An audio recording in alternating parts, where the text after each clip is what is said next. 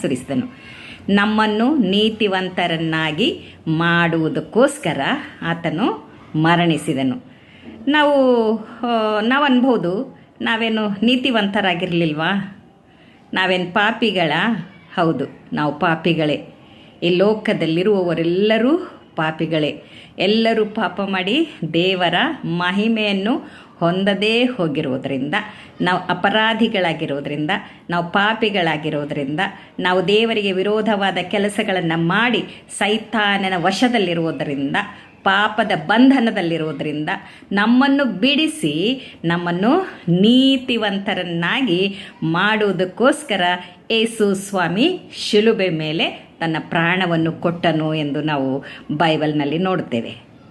ನಿಜವಾಗಿರ್ಲಿಕ್ಕಿರುವಂಥ ಈ ಮಾತು, ಯೇಸು ಕ್ರಿಸ್ತನು ತನ್ನ ಪ್ರಾಣವನ್ನೇ ನಮಗಾಗಿ ಧಾರೆ